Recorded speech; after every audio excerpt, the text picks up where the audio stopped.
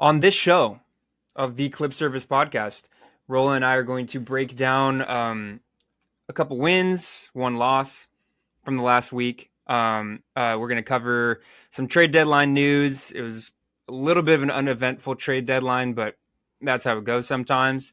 We're going to cover some buyout targets. Possibly the Clippers can sign. Obviously, we're above the second apron, so we're a little limited in what we can do in the buyout market, but some stuff to cover here and some stuff to celebrate. And going into the All-Star week, we'll have a special episode next week during the break. But we have a gigantic game coming up tonight at 7:30, and we're recording this at 6:27 on Monday, the 12th. And we have a game against the Timberwolves tonight at 7:30 Pacific time. So a lot to look forward to. All of that and more coming up. So without further ado, let's make it happen.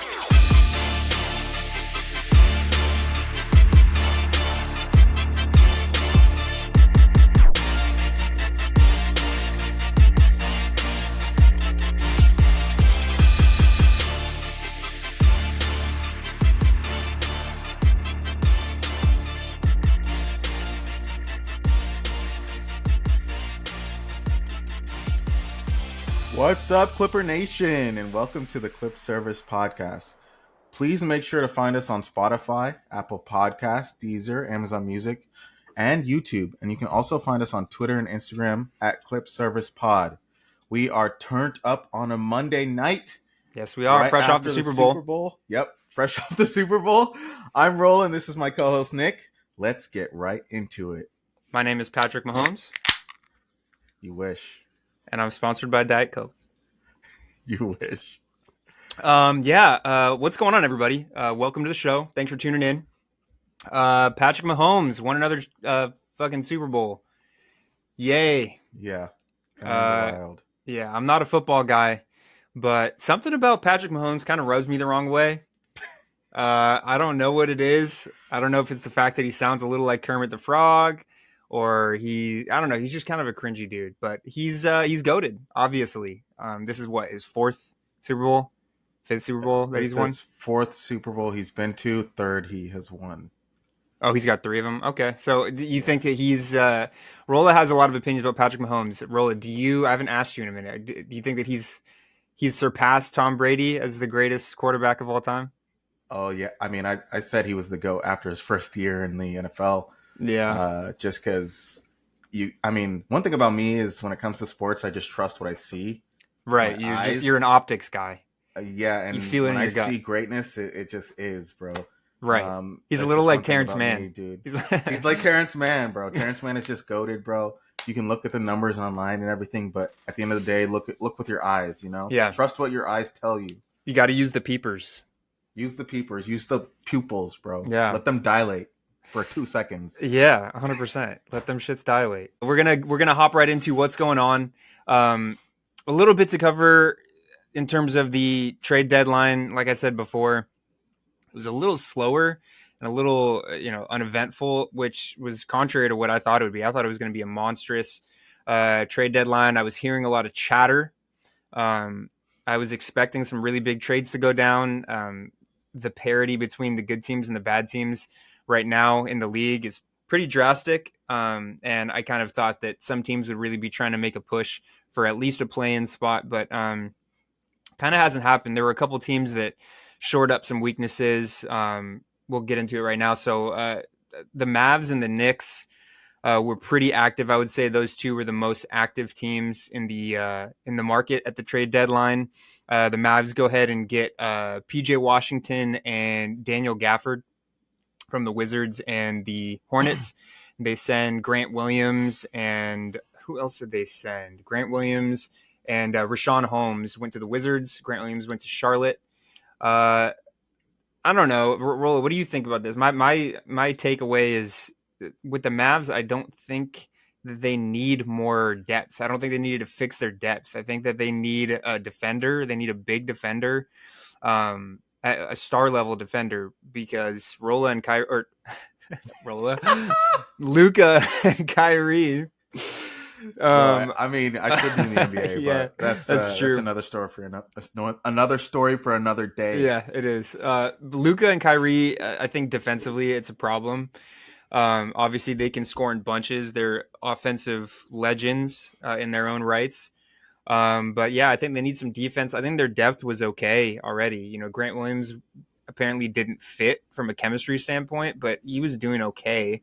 Rashawn Holmes is all right. But they have, Tim Hardaway and Jaden Hardy and Maxi Kleba. I mean, Derek Lively was having a great rookie season. You know, they have guys that can chip in their roles. I just think they needed a star. What do you think about this trade on the margins, as it were? Uh, so if I'm gonna be really quick, um, personally, I Keep it like real. all of the trades that happen for me being They a don't Clipper move you. fan. None of them really. I don't think that the league is basically the same as it was pre I kind of trade agree. day. All these players moving, it was kind of like all these teams are just moving at a parallel line. Right. Like no team really got marginally better or worse. Maybe you never really know, but to me, I think the Knicks got better. I think getting Boyan and getting Alec Burks, that definitely helps them. but Uh, I think I mentioned this in a previous episode. I think there are different tiers of the NBA currently. I think there's a tier one, which are the which teams is the that could. Clippers, and that's it. That's basically it. No, it's the teams that could potentially win a championship, and then there's a Yeah. tier two. I think the Knicks were a tier two pre trade day, and I think they're still a tier two. I don't think that they're going to Or beat maybe those like major teams. 1.7, 1.79. No, I think they're a tier two, dude. I think they're losing to those tier two, tier one teams: Celtics, Bucks. I would say they're on the same level as like the Cleveland Cavaliers. Yeah. They have Well, great players, but sorry, they go don't ahead. have a star to take them over the top. Like getting these players in a trade. Maybe if they get a superstar, the team around that superstar would be amazing, and that'd be a championship level team. But as of right now, they're just a tier two team to me. Yeah, no, I mean, I agree with you. For the most part, I think that was part of the reason. I'm gonna touch on two things, but the first thing is that I think that was part of the reason why I was kind of shocked that this was you know, kind of nothing special in terms of excitement as far as trade deadline goes. I think that there were a lot of teams that if they made a big swing, kind of like what we did to get James Harden, um, they could have drastically increased their level of competition and their odds at winning a championship. But I didn't really see that. It was a lot more depth moves. I think like the Yeah, biggest trade was probably the Gordon Hayward to the Thunder, which I'll get to that in a sec. But yeah, so I mean that was the first thing, and then you mentioned the Cavs. I think the Cavs to me have become my dark horse. Not maybe not contender, but I I think that feel they like can they're a make a dark deep. horse every year though for everyone. But I mean, look at the way they've been playing the last Yeah. 16 games. They won 8, they lost 1, I think, to the Bucks, and they won 8 more. So they've won 15 of their last 16.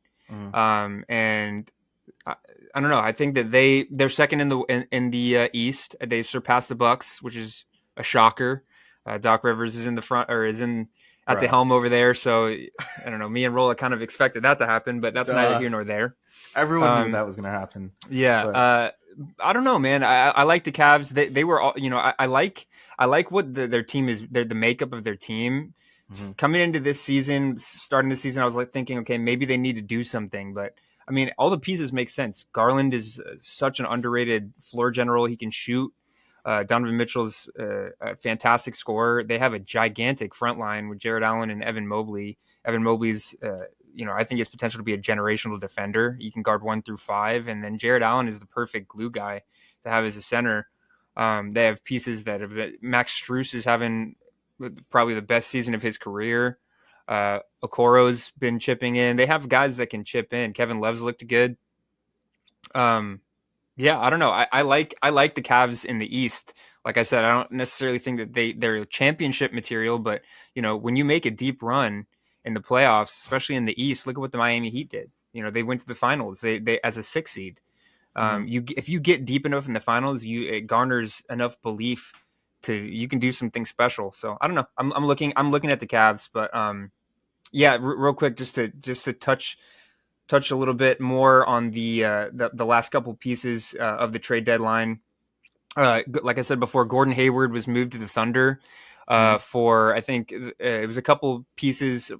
The most important of which was Trey Mann, who I still think is actually a pretty good player. So he's going to Charlotte. I believe he's starting right now in LaMelo's absence, and then a first round pick. I think is what they sent. Either a first round pick. Oh no, it was 2 second round picks. Um, but I don't know. My thing with that is, I think over the next 4 years, the Thunder have 18 first round picks. Right. Mhm. I think this was the year. They're a fantastic team. They look really good. They've been a perpetual top 3 seed in the West in a very good Western Conference. This would have been the year to try and go out and put all your chips. I mean, you have so many first round picks. You don't need. I think Sam Presti's getting a little greedy because like this would have been the year to go out and get a Lowry Markkanen or, try and get. I'm trying to think of like another four that they could have gotten. But I've heard talks about them trying to go after Lowry Markkanen, someone like that that's a star level player, all star level player Mhm. at the very least. Um, I don't know. I don't know what Sam Presti's doing. I mean, obviously Gordon Hayward in his prime would have been the perfect fit, but he's always injured. He's probably a year or two removed from playing super competitive basketball. I don't think that you need to be trading assets for something like that. I think that they probably should have gone out and gotten a star level player to pair next to Shea and the guys that they have over there. I think they still have enough to get a star level player. I just don't think that there was any star level players available during this trade deadline. Well, obviously they have enough, but the Yeah. thing is, with picks, the clock's ticking, right? Like Sam Presti's been known to do this. Gather up as many picks as you can. And I don't think that you can get a much stronger young core than what you have right now. Jalen Williams is True. fantastic. Lou Dort's doing everything that they wanted him to do. Chet Holmgren's probably going to be Rookie of the Year if it's not Wembanyama. They have guys like Isaiah Joe, who is a lights out shooter. He's great off the bench. Aaron Wiggins, Usman Jang. Like they have a bunch of guys, young guys.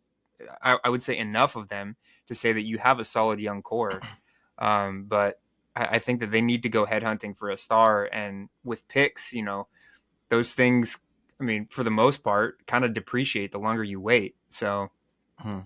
I don't know. 18 first round picks in the next 4 or 5 years is pretty nuts. Like you can give up some of that. You don't need to be drafting the next Shea. You already have him.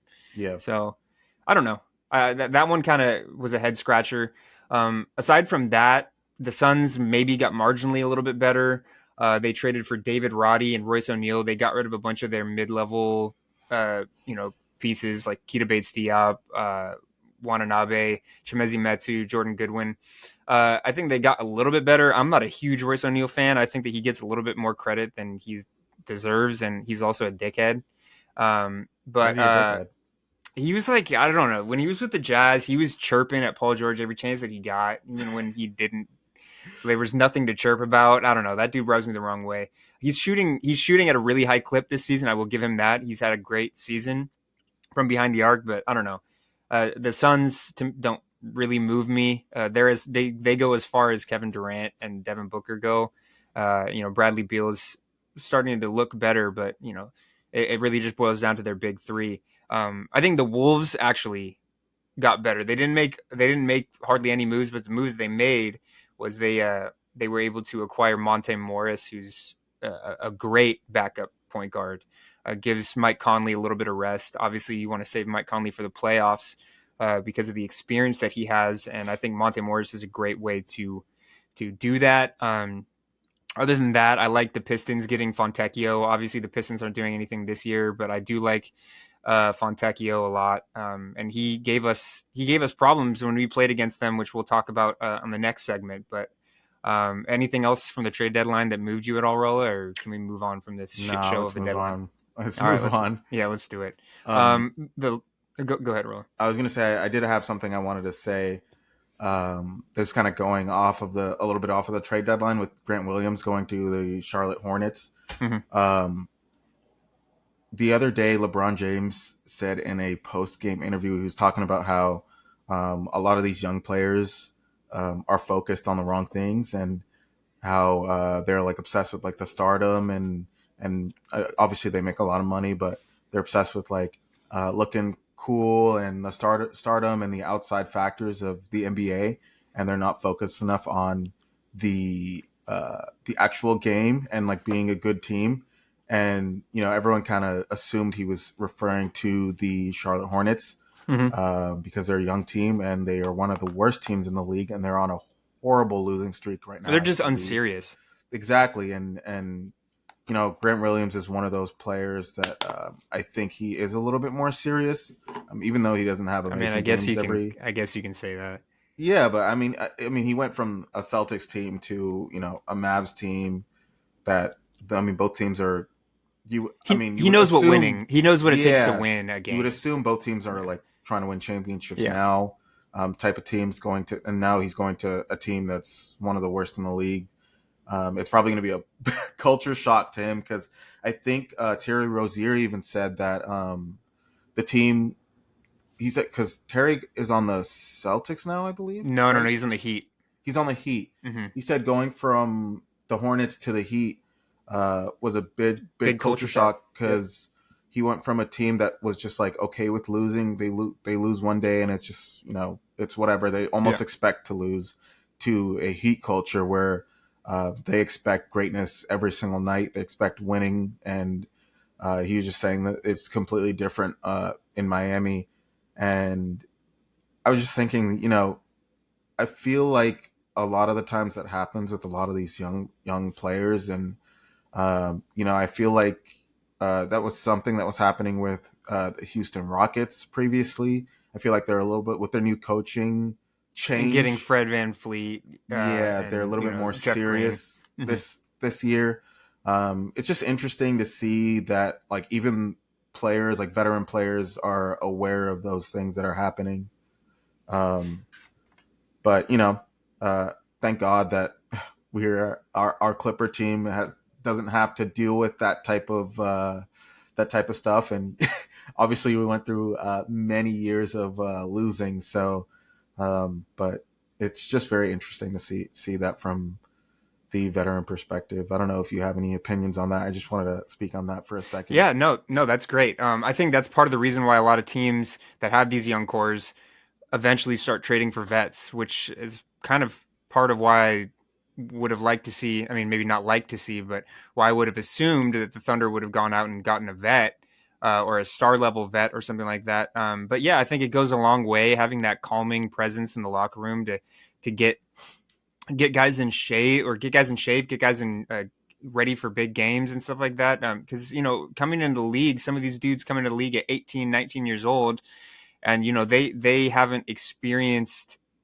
the same kind of things that a 7 year vet has. And they Right, come in and they're making millions and millions of dollars right off the bat, and you kind of get lost in being, and I can't blame lost in the these young guys. sauce. You get lost in the sauce, but I can't necessarily blame these young guys for it, because they're still kids, you know what I mean? Like, they Oh want to yeah. be able to have like they're kids with money. They want to be able to do all the kinds of things that they've dreamed about.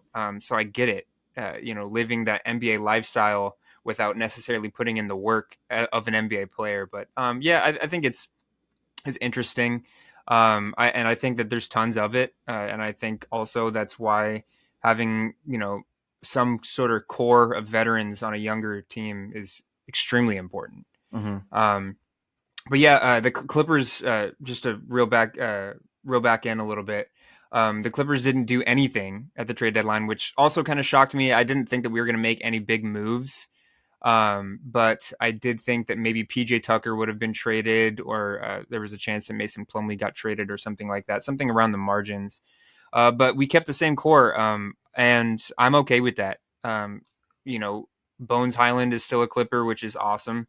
I would have really hated to see him go, and he was probably one of our more valuable assets. So the core is intact, and we're ready for a playoff push, a championship push. So Yeah. loving to see that. One thing to touch on what I just said regarding PJ Tucker.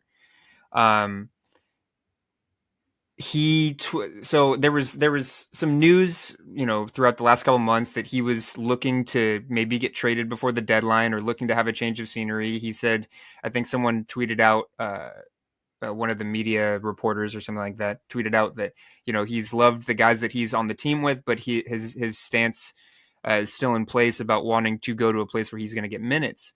And the trade deadline passes, the dust settles, and PJ Tucker posted on his Instagram story. It was a black screen, and the caption said, "All this shit is a fucking joke."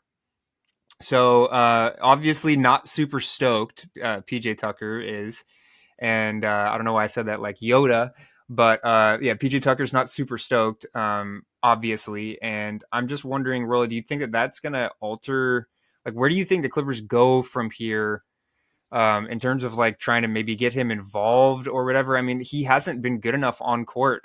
His on court product hasn't been good enough for me to justify him playing minutes, and he's going to cut into minutes from Amir Coffey, who's been great. And I don't know, man. Like, take a look at Bones. Like, Bones hasn't played at all, and he's been great. He's not complaining, like Yeah, this and that. I think that he PJ Tucker has a ring, right? He He won with did, the yeah. He won with the Bucks. Bucks. Yeah, Yeah, so I think that even though he is frustrated right now, I think he understands once it comes down to it, during in the playoffs or during our championship, hopefully championship run, that we are going to need him. Injuries happen. Some are people we need to though? Are take. we gonna need PJ Tucker, a I 50-year do old think PJ Tucker? I do think so. I think he is a. I personally think he's a fantastic player. Maybe the numbers don't He's show it, but Yeah, I no, think he's had a that great career. yeah, I think that he is a rowdy type player. I think he brings that Pat Beverly type of defense to our team, and Yeah, especially in the playoffs. I think that can factor in and benefit us at points that maybe we don't have as much energy. Maybe Russell Westbrook is gets ejected or something happens and he wins his one game. You know what I mean? So I don't think it's the end of the world. Yeah, he put something out on Instagram on his story or whatever, but I think at the end of the day, he's a professional, and if we need him, then I think he'll come through. It's not like he's gonna protest and not play. I mean, even yeah. if he doesn't play, we still have pieces that can help. Well, that's And not the thing I'm worried about. Is him not playing. The thing I'm worried about is like our chemistry's been so good. I don't want him. I don't know. Like, this is just. I think I just have PTSD from the whole Trez thing, and like there's been yeah, guys in the locker room that have kind of like soured things, and this team cannot I, afford that. I don't think that's gonna happen. I think that I think that's completely different with the Trez thing. I think Doc Rivers is literally the weakest coach in the league, and that's why that happened. It's But all on Doc, dude. Honestly, bro, just put no, it on it Doc. is no, but it is. Let's not get into that. But but I will say, kind of going back to your whole chemistry thing, I think that's one reason why we didn't make any trades this trade deadline, because Yeah. one, I think the chemistry has been so amazing, Hmm. kind of like one of those like don't change the recipe Totally. type deals. Yeah. So even though PJ Tucker didn't get traded or anything, I don't think that's gonna affect anything really. If it hasn't, if even if he's frustrated, he's airing it out in the locker room or anything. I don't think anyone really cares that much. At the end of the day, if he wants to leave, he can leave. If he wants to, do whatever he wants to do, he can do whatever he wants to do as long as it doesn't impact the game on the floor. I don't think it'll be a problem, honestly. And I think he's enough of a professional to where that he won't make it a problem. I Yeah. think once he sees that we're serious about winning a chip, he's not going to be mad that he gets another ring. Yeah, I hope That's not. just I how I hope see not. it. And that's kind of why I was a little shocked because he seemed like he was an active part of celebrations on the bench and stuff like that. He didn't seem like he was sour, but it seemed like this feeling of resentment kind of came out of nowhere. So I hope you're right, Mm, because there are games where we could use him for a stop. I don't think that he's completely useless, but I really just hope that uh, it's not a point of we got to get PJ Tucker some minutes. We're in panic mode. We have to find a way to give him minutes. So maybe Amir Coffey plays 5 less minutes or something, just because no. Amir's been so good, and the guys that have played have been so good. I mean, Daniel Tice is probably going to be a DMP now that everybody's healthy. Daniel Tice is probably going to be a DMP some games. Like, Hmm. guys that really deserve to play aren't going to be able to play. So I just hope that we don't try to overcompensate and give PJ Tucker pity minutes. But I hope, you're right. He is a professional and he's a champion. So I'm just hoping that what you said stands, and that he kind of buys in to whatever role is best for the team. But yeah, that was kind of the only bugaboo from the Clippers during the trade deadline. Otherwise, I'm absolutely fine with not making any moves. And then that kind of leads us into the buyout market. We're going to touch on that real quick, and then we'll hop into recaps. But there are some targets that are available in the buyout market. Spencer Dinwiddie just signed with the Lakers, which I don't necessarily think is a great move for them. I don't think that Spencer Dinwiddie is a bad player by any means, but I think that he's a bottom 5 player in field goal percentage, and he is a little bit more ball dominant. You looked shocked, Ro. I checked the numbers. Yes. He's No. literally a top or a bottom 5. He's shooting a bottom 5 field goal percentage. And Right. I think I mentioned that in a previous podcast that he was the worst in the league at one yeah, point. at that point, Um, yeah. I but don't I necessarily was, think he helps. What do you think? yeah, I think he's a fantastic player, and I've thought this for a He's long great. time. But I mean, I don't think that his field goal percentage tells the true story. I think I mentioned this in that podcast we were talking about it. I think he was trying to leave. I think that was his whole goal, and I don't think he was playing up to his potential. But does the Um, fit make sense? Like, he's basically like a lesser version of what D'Angelo Russell's been doing the last 10 games for them. yeah, but what about when D'Lo starts to play poorly? Then you get a different version of D'Lo that's might be playing. I mean, look at his field goal But I percentage. Like, but I don't think Dinwiddie. I mean, look at his previous years. He does not. I feel like he's not a very up down type player. I think this is the first year where he's been like significantly bad, and I don't think that he was. Well, I think he was doing it on purpose. That's basically what I'm trying to say. it could Trying to be. get out. It could be. I just think that if the Lakers want this move to make sense, I think that he's really got to up his catch and shoot numbers. And if Hmm. he can do that, then great. That helps them. But if he can't, then he's just another dribbler that is shooting a low percentage, and they need shooters in the worst way. Obviously, I don't care, but I'm just saying, just as a fan of the sport, I don't necessarily think. I mean, he only signed for $1.5 million, so you're not losing out a ton by Right. not sign like by signing him. Like, you're really not uh, giving up a whole lot of assets or anything like that. Hmm. But yeah, I don't know. That one was kind of puzzling. Also, Kyle Lowry, I think, has intentions to sign with the 76ers upon his buyout. As far as Clipper targets go, I mean, I don't like Roland and I said, I don't necessarily think that anything needs to be done, but I do think that the Clippers' biggest point of weakness right now is just more size at the 4 or the 5. Daniel Tice has been great, but he's a little physically limited. Mason Plumlee is tall, but he has a tendency to kind of be out of position on defense, and he's nowhere near the defender that Zoo is. And we played great, in Zoo's absence, but I don't want to have to do that again. And if anything comes up with any of our big men, I want to be able to kind of maybe rely on a solid stopper, like a 3-and-D target. As far as players that are available, I think the most attractive one to me is like someone like Thad Young. I mean, I don't think that he's kind of over the hill. He's a little old, but the Clippers are a little limited. They are over the second apron, so I believe the rules with that are confusing. But I think the limitations for teams that are over the second apron are you can't sign a buyout candidate if the contract that they had been bought out for is over 12 million. So it would Oh. basically have to be somebody. And for example, Reggie Jackson and Nick Batum, we wouldn't be able to do something like that again because they both made more money than 12 million in what they were bought out for. So Thad Young is a free agent. I think that we would be able to sign him outright. Danilo Gallinari is currently a free agent. He's a great offensive option, doesn't play a ton of defense. And then there's Furkan Korkmaz, who he can play a little bit of the 4. I don't know that it's slim pickings, but I don't think it would hurt to sign some forward depth, some defensive forward depth, a bigger body that you can throw at 4s and 5s, play a small ball center. Um, yeah, I mean, like I said, it would be a margin. It would be a margin signing, but if we know Larry Frank and how he likes to stay active throughout the season, I would not be surprised if we signed a free agent just to round out the roster, maybe waive Josh Primo or something like that, and free up some space for a buyout candidate. I don't know. What do you think, Roy? Like I said, it's not something that we need, but I think it'll happen.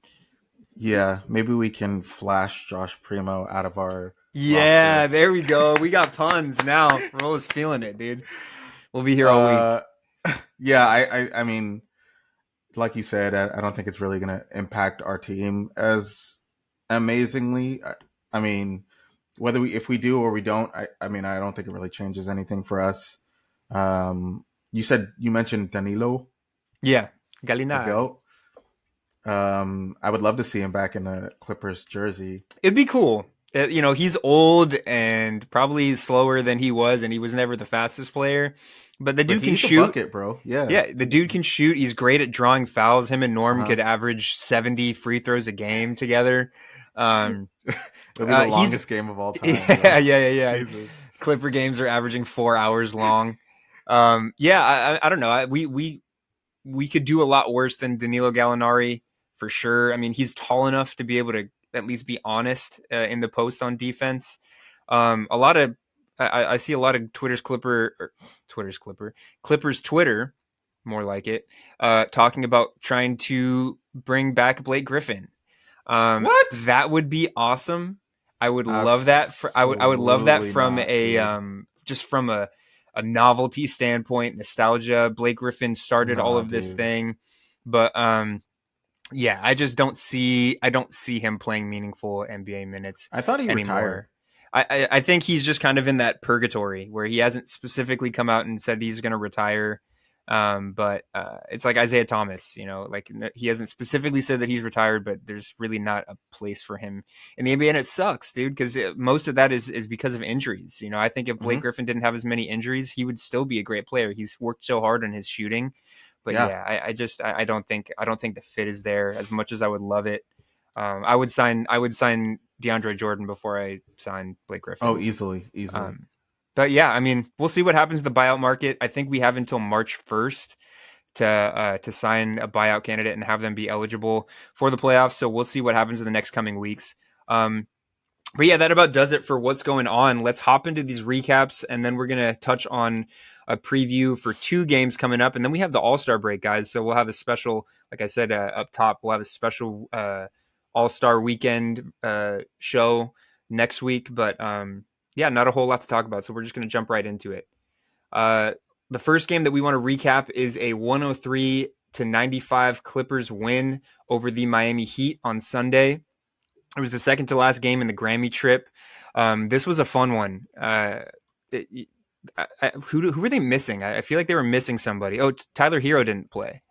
But Yeah. yeah, so the Clippers ended up taking that win 103-95. Like I said, Kawhi Leonard with 25, 21 from the Beard, 16 from Norm Powell off the bench. Paul George, had a modest 15 on 3 of 13 shooting. The last couple games have been pretty rough for Paul George, other than a fantastic game against Detroit, which we'll talk about in a couple minutes. But yeah, I mean, he found ways to contribute. Paul George did with 7 rebounds, 4 assists, a steal, and a block. But yeah, 4 turnovers and 15 points. You kind of hope for a little bit better from PG. But what was something that you liked from this game, Rolla? Yeah. I mean, I thought it was overall a pretty good game. We watched it together. Um, but I mean, I don't think there was anything special. I think it was just a solid win.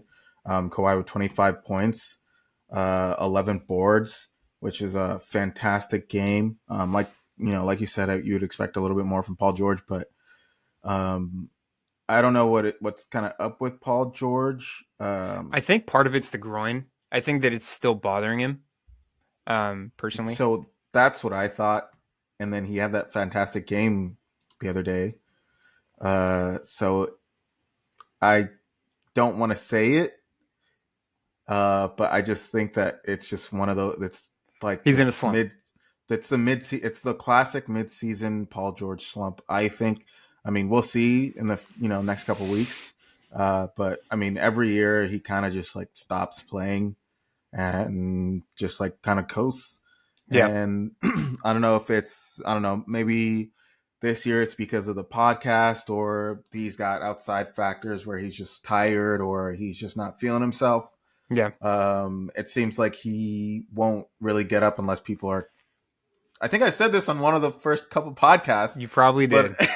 but he really won't get up unless people on Twitter or on Instagram or social media are talking about it or talking shit, or maybe like now. Hashtag bully PG No, is what. for real though. But now, like, he's got like his podcast mates that are gonna call him out and gonna ask him like, "Yo, why'd you only score 15 points against the Yeah, Heat or whatever?" And then he's gonna be like, "You know what? Maybe I should, actually try the next game." But overall, I thought it was a solid game. I mean, yeah, Norman Powell should never be scoring more than Paul George in 30 true, in 30 minutes true. I of an mean, NBA game. whatever that's I think to me, I agree. It was a good game. Clippers shot lights out, kind of throughout the game. We doubled up the Heat in terms of 3-point shots, 16 to their 8. We shot 41% from behind the arc, and they outdid us significantly in points in the paint, 50 to 30. But yeah, the Clippers ended up finding the 3-point stroke in this one. Let's see who led. I think, yeah, James Harden had 5 of them. PG had 3. Kawhi had 3. Norm had 2. Russ had 1. So yeah, I think overall great game, and that's the thing that I've liked for the most part from the Clippers this season is you're looking at Paul George kind of struggling a little bit, and we find ways to take these wins, whether it be James Harden or obviously Kawhi or Hmm. Russ. I think that guys have chipped in. Norman Powell. Everybody's kind of chipped in when we've needed them, and players have cold streaks, so that's going to happen, and we find ways to mitigate that. So I think that's huge. Also, Ivica Zubats, I don't know if this was his first game back. I think it might have been. But Ivica It Zubats is was. back. Only played 18 minutes with 4 points, but it's great to have him back. That obviously we kind of go nowhere without Zoo, especially with how good he's been. So uh, great to see him back. Glad that he's back ahead of schedule. Now let's talk about the next game.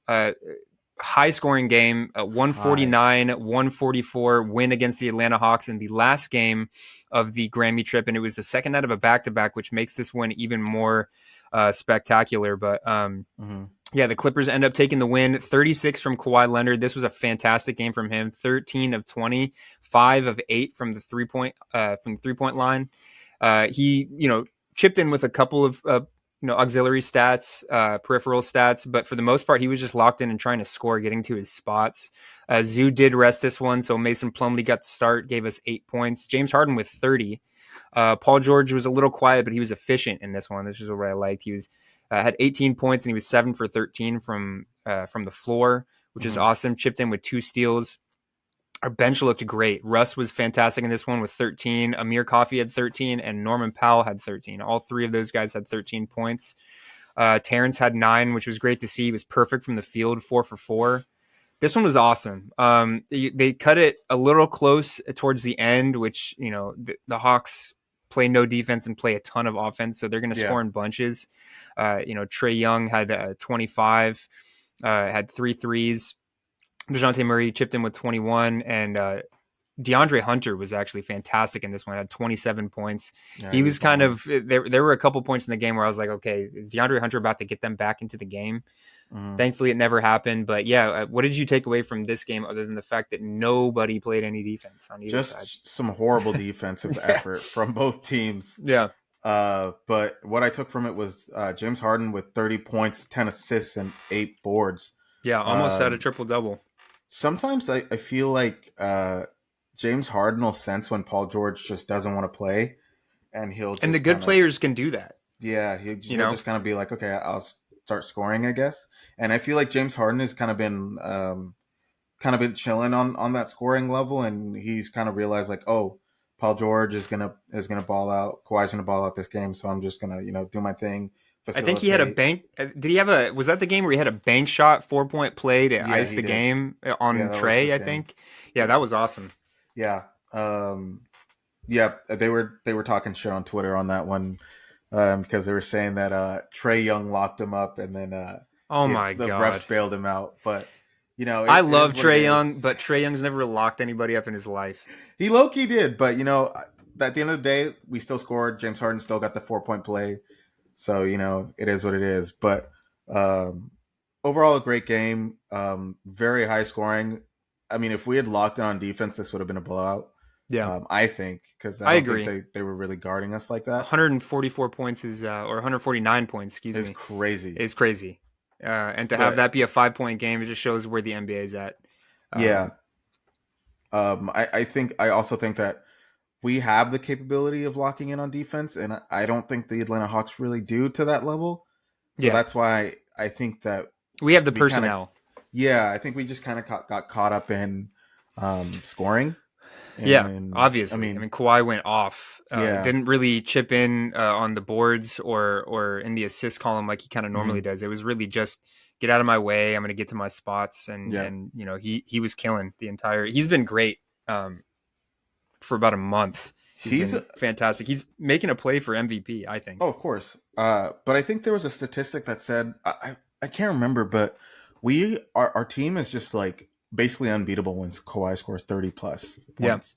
I I believe it. forgot what their percentage was, but our team is like significantly better when he just balls and just scores. Because I mean, like when Paul George doesn't score, we don't really have a go-to guy to score other than Kawhi. I mean, James Harden obviously when he wants to, but Kawhi is going to mainly be our number one option. And when he scores 30 plus, it kind of gets I mean, he's the leader of the team on the court, and it kind of gets everyone else into the game. And Hmm. so, He has the personally, I just aura. think, yeah, exactly. And I just think that he just needs to keep balling, keep scoring. I think that's what's gonna take us there. Yeah, Personally, I mean, we go as far as he goes. Obviously, exactly. we have a ton of depth. We have that star power, but Kawhi Leonard is the head of the snake. hmm So hopefully he keeps that up. Him and PG will be going to All Star Weekend, which is awesome.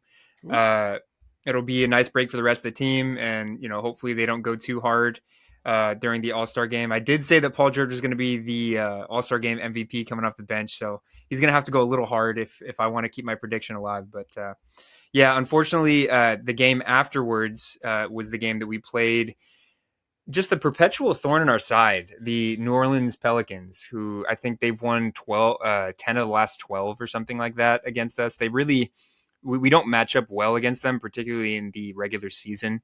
Um, Brandon Ingram loves to get to his spots against us and hunt mismatches.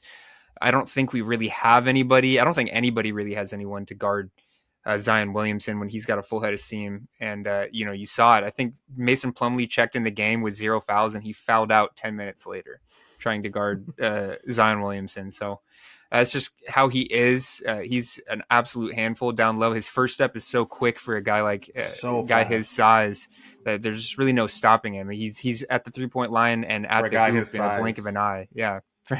For a guy his size, yeah, bro. Let's hear it. Let's talk about it. Yeah, no, he was eaten. He was eaten this game, Oh if yeah, you know what big I mean. time. But yeah, Barbecue chicken. exactly. Yeah, yeah. I mean, it doesn't really show up in the box score like just how dominant he was in that quarter. But 21 points and 10 assists with 3 rebounds from Zion. Brandon Ingram hit some big shots against us, only 15 points. And then CJ McCollum was just lighting it up from 3 point territory, 5 for 11, 25 points. Uh, Trey Murphy was good, hit some big shots. They always have it's either Trey Murphy or Herb Jones or like Jose Alvarado that'll always hit big shots against us when we like try doubling their stars, and it's the most frustrating thing ever. hmm Um, but yeah, unfortunately, the Clippers take the 106-117 loss to the Pelicans. This was a horrible game from Paul George. He was 0 for 8 from 3 point, 3 for 15 from the field, 7 points. Everybody was kind of just off, which I guess you get games like that. Um, but yeah, everybody was just kind of off. 15 from Kawhi. Zoo had 12 points, which is awesome to see despite the loss. 19 from James Harden, who I think was the Clippers' leading scorer. Um, yeah, I didn't get a ton from the bench. You got 18 from Norm Powell, but everybody else kind of fell a little bit flat. Yeah, I don't know. This one was just kind of gross, and as are most of the games that we play against the Pelicans. I like our chances against them if we run into them in the playoffs because the playoffs are a completely different animal. Of But course. during the regular season, man, like I fucking hate playing the Pelicans, man. It's like the worst because there's just right from jump ball, there's always that sense of dread. Like, oh, who's it gonna be? Brandon Ingram, C.J. McCollum, Zion, Herb Jones, Trey Murphy. Like, who's gonna kill us this time? Jonas Valanciunas, who Oh I yeah. don't know why I said it like that. Yeah. Valanciunas,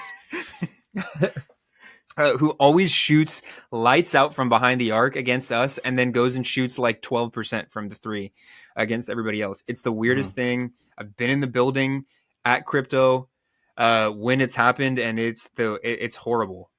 So yeah, that I don't know if we play them again this season, but I hope we don't. I hope it's all over with. Yeah, not much to talk about in this one other than the fact that we just had a horrible shooting night and they did what they do Yeah. best. I just wanted to say, like I was You gonna saying, say Zion's fat again? no, dude. But I'm gonna say, dude, Paul George had an awful, Oh, it was awful game, horrible. dude. It was horrible. He had An so many awful turnovers too. game. He played horribly. It Yeah, was almost embarrassing it for me was. sitting at It home. was. It was. Uh, 0 of 8 from three. This dude was a brick machine Yeah, from the 3 point yeah, line. yeah. It was, He was building another stadium for bro. the if just in case Intuit Dome doesn't work He out. was helping build into it, bro. Yeah, That's yeah. He's putting shout the out to finishing Paul George for touches. that, bro. What a Yeah. homie. No, I can't talk too much shit on PG, but boy, oh boy, was this No, but a this week was god a awful bad game. week. This was Yeah. a bad week, obviously, until the last game against the Pistons, the worst team in the league. But uh, I mean, like, bro. But shout out to the Pistons for helping him get his groove back. But Yeah. other than every like the rest of the week, he kind of was just casual PG, Yeah. casual P, as one might say. Damn. But yeah, awful game from everyone. I just wanted to specify Paul George because he was the outside of Terrence Mann, the only starter with a single The game digits. was stinky, but he was extremely stinky. He was Right? the fart, bro. Yeah, he was the fart. Well, everybody was the fart, but he there was a little poop in his fart too. He was the Yeah, shark. exactly. Anyway, yeah, I don't want to talk about this game anymore. Yeah, let's I don't move want to on. ever think about the New Orleans Pelicans ever again. Was that the Uh, last matchup of the season? I hope so. That's what I was saying. I don't know for sure, but I think it might have been, hopefully. But as the Clippers have done throughout the season, and I was honestly, this game had me feeling like shit, the Pelicans game, so bad to the point where I was like, okay, I think we might lose to the Pistons. This And was the game. honestly, Sorry, they, can I say something really fast? sure. Kind of going back to that past game, but that was the game. But before that, after, well, what game was that? So before that game, we were in first place in the league, and I think the issue was we that messed up our like almost like brainwashed everyone and just like turned off everyone's brains. I don't think it did. I think it's just the fucking Because, Pelicans, dude. but dude, I mean, we had beaten them the prior matchup. And I think that they Um, wanted to get their lick back. yeah, but every other team does that too. I mean, we kind of have a target on our backs, so every I team is guess. kind of on that vibe. I just But don't want to believe that we have that confidence yet, I think that I think that we or that saw that we were in overconfidence. first place, and I think that we just like kind of took our foot off the gas for a second and Could have kind been. of thought they could get a easy win against this Pelicans team, Could have and it was been. just a good wake up call, I think, because we Yeah, it went off the was. next game. Exactly. It was a good wake up call, and we've been doing well in the faces of those shitty losses. You saw it against a loss against the Lakers, and then a loss against the Cleveland Cavaliers, and this Clipper team bounces back. Honestly, this Pistons game for the first half, I thought that my premonition was going to come true, and I thought that we might lose to the Detroit Pistons. And honestly, man, I got to give a shout out to those young guys over there, Jaden Ivey, Cade Cunningham, Jalen Duren. Those guys have been playing out of their minds. They Hmm. have a really strong core, and they reached the point of they were so bad that I was pulling for them in the worst way, and it's really cool to see them start to figure it out because I like all those guys. Cade Cunningham, I think, is a fantastic player. Jaden Ivey, I've been a big fan of before he even came to the league. I think he's just a super high character guy, and Jalen Duren is Paul George called him Baby Dwight. I can't agree more. He's got great size. He's got great defensive instincts. He's a great rebounder. They got something going there, and they gave us a run for our money. They came to play from the start. Um, Fontecchio hit some big shots. Their new acquisition. I think he's a great player. He ended up finishing the game with 20 points with Mm-hmm. three threes. Jaden Ivey had 23. He's been on a tear. Cade had 22. His mid range was going. Jalen Duren, only had 10 points but 18 assists. One thing that stood out to me to an egregious level in this game was, and it held through the entire game, was they were killing us on the offensive glass Oh yeah, from the start, and we actually ended up finishing the game with zero zero. offensive rebounds, Yeah. um, and to their 14. They beat us on the glass 43-35, so we ended up making up for it a little bit on the defensive glass. But oh no, that was just on. So they beat us 57-35. 43-35 was just them on the defensive glass beating us. So that wasn't great, and that was kind of what I touched on. And we could use some size. Zoo's obviously not back to himself. He did look pretty good in this one, but Zoo's not back to himself, and he's going to be on a minutes restriction. So until we can get him back to the level that he was playing at, it doesn't hurt to keep teams like this off the glass.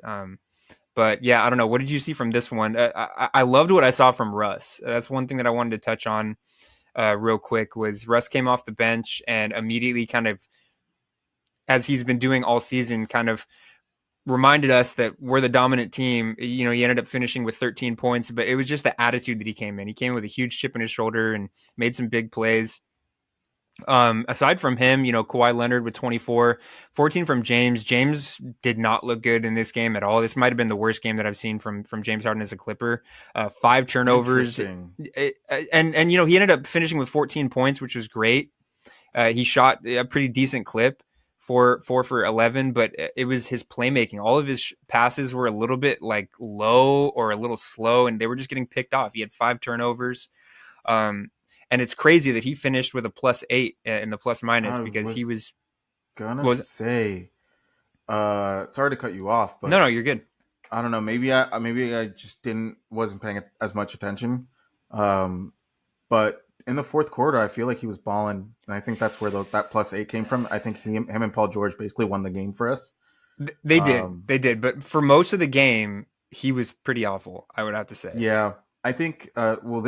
I believe the game was pretty close up until the fourth quarter, Yeah, and I think that was where. I mean, I like you said, I think we weren't in it up until the fourth quarter. I think we were just one of those teams where we could just relax and win. And then I think it came to the fourth quarter where everyone realized that we could actually lose this game, and we just kind of turned it up. Paul George turned it the fuck up. he did. 33 Um, points from Ended with PG. This was 33 awesome. points. And I think that's the difference between a team like the Clippers and a team like the Pistons. Like, they have great, a great core, but the rest of their team is not good. They may have beat us on, I mean, any regular level team that is beating you on the boards like the way they were beating us should be winning that game. Yeah. But the issue is they're not a good team. That's just it at the end of the day. And, they should never really be beating us. If we put in the effort that we put in the fourth quarter, this would have been a blowout game. Our star players would have been sitting the entire fourth quarter. Yeah, no, I agree. But, I mean, we only won by 6 points, exactly. 112-106. It was a close game, It but was close. yeah, PG turned up in that fourth quarter, and Mm. James was a big part of that too. He turned it around, but I give a lot of credit to Russ. Russ kind of kept us in it. Obviously they led for most of the game, but it never got too out of hand. And I think Russ was a big part of that. He's been great. And this game was no exception. But yeah, just stoked that we, unless you have anything else you wanted to say about this game, Rolla, No. stoked that we ended up bouncing back like we have been, and taking a win, a hard fought win, but a win nonetheless after a tough loss. So, that's why we're in position to be the number 1 seed maybe after tonight again.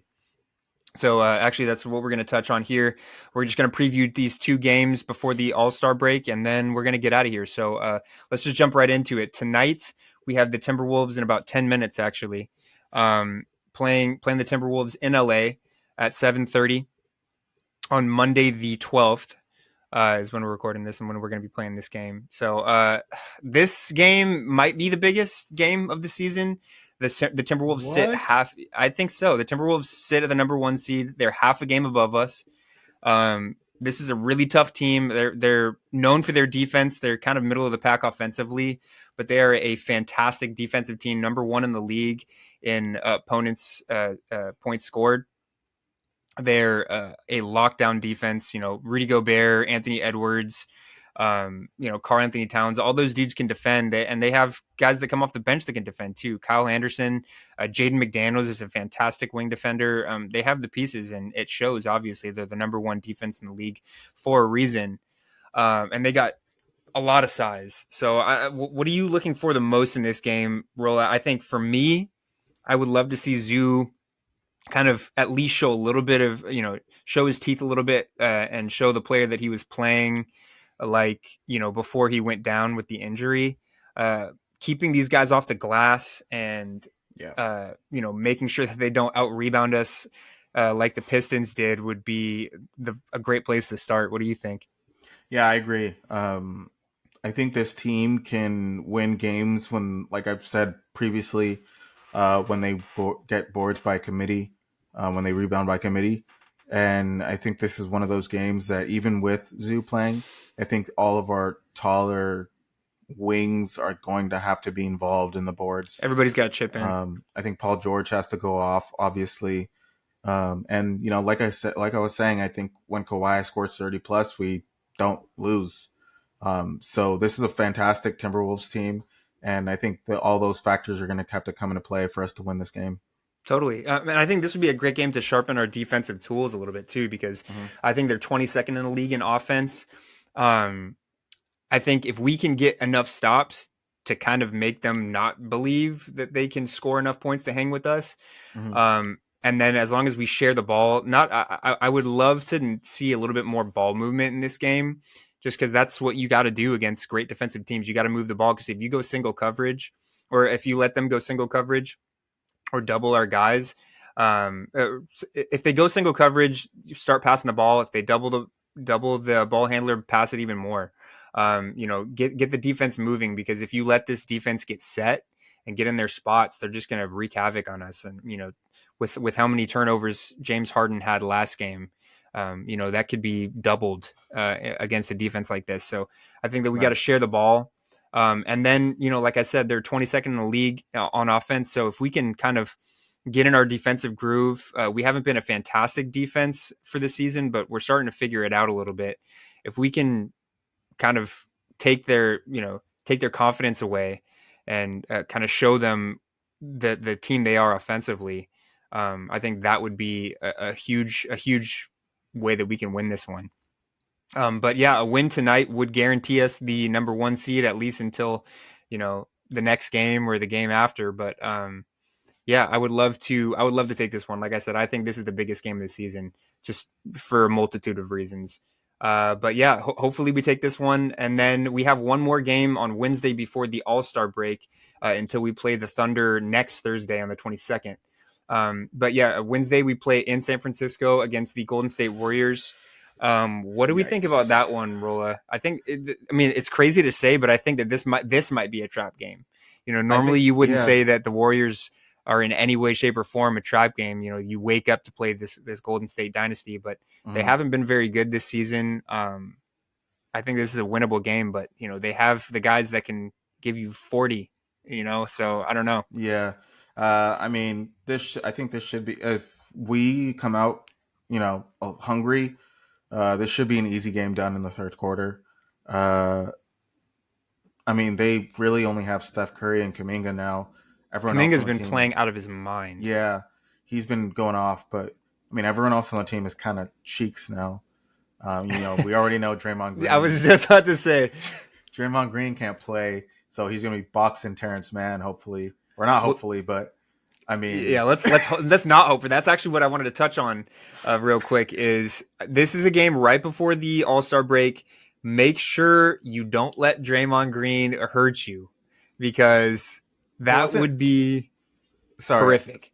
I didn't watch the game, but I saw a little clip about Nurkic talking shit about Draymond Green, saying that nothing had changed.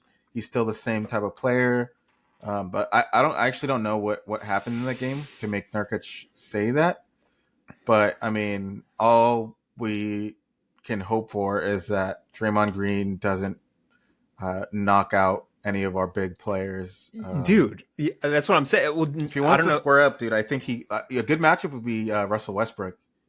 I feel like that'd be a good fight. You think? Yeah, I think I Russell love Russ, Westbrook would but torch Draymond, him. you think so? Yeah, I Yeah, think so, Russell dude. Westbrook has the spirit.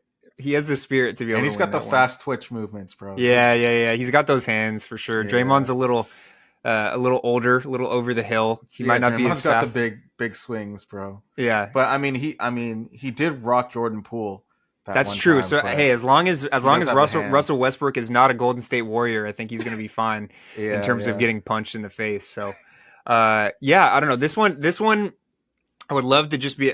First of all, I would love to take the win tonight, and then going into the All-Star break to just kind of keep the momentum that we've had. Going Hmm. back to back would do a number for us in terms of confidence, and this is a win that we could take. Golden State is kind of struggling. They're at the tail end of their dynasty. Klay Thompson talked about it. He's not really getting minutes in the fourth quarter, and I'm sure that he understands to a point, right? Like he's probably shooting a lower percentage than he has in his career. He's probably lower than he has been in his career in terms of minutes. It's a hard thing to come to terms with, but yeah, I mean, this is not your mom and dad's Golden State Warriors team. They are coming to terms with their basketball mortality, and Hmm. so I think we got to take advantage of it. I would love to see Paul George not only play well tonight, but against this Golden State team too. I don't think they really have the size to be able to guard him. So having Paul George finish out the pre All-Star weekend stint would be big. I think he's probably my player of the game for this one. But yeah, I mean, hopefully the Clippers can go back to back. That would be awesome. I think, guys, we're gonna probably skip out on hot take, shot take this week. We just had Super Bowl Sunday. I don't think Rolla and That's a I can afford to rough ingest day. any more drinks for the next couple of days. So we're going to skip out on that, but we will have a fantastic show for you guys next week Hmm. with the All-Star Weekend special.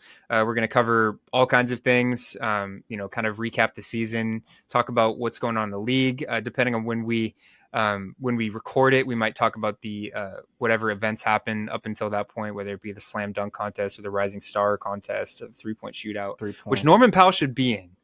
Real quick, Norman Powell Yeah, should be a part of that 3-point contest. It's a popularity contest. of course. Why was he not a part of it? We don't know. Adam I Silver, what's mean, going on, man? yeah, Adam Silver doesn't give a fuck about Yeah, that is Norman what it Powell, is. if we're being real. Yeah, hey, it's what the championship is the only goal. Guys have said We it this also didn't entire. mention Norman Powell's injury. We didn't, and actually that ties perfectly into Draymond Green. So hopefully, keep Draymond Green away from Norman Powell because this dude might be concussed. He's actually playing tonight, which is Yeah, shocking that's to me. crazy. Norman Powell took an inadvertent elbow from Jalen Duren during the Pistons game, and he was gushing. He was gushing Dude. blood. It was honestly really scary to see. He Yeah, was it like was. covered in blood. He had to get help to the locker room. That's what made me think it was a concussion. Was he wasn't even able to walk to the locker room by himself. Can So I can I say something kind of weird about me? sure. When I see players or when I see like blood or like I don't even want to say like contact, I Mm-hmm. just feel better about the injury because The usually injury.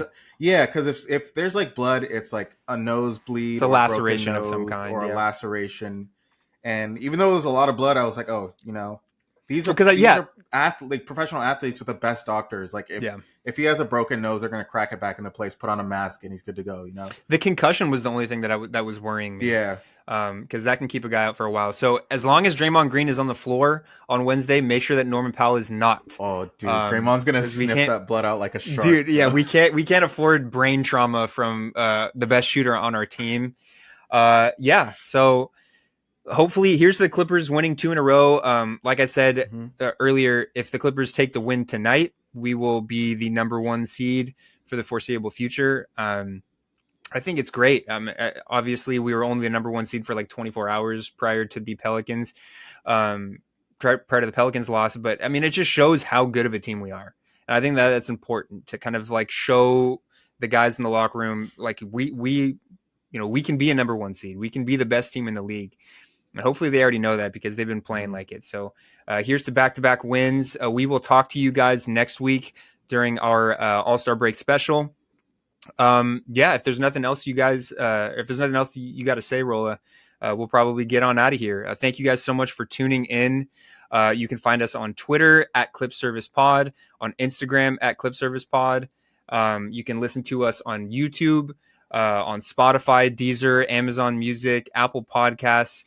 Catch us wherever you can. Give us a 5-star review. That would be awesome. We really appreciate all you guys tuning in and all of the support. So thank you so much, and let's go Clippers. Go Clips.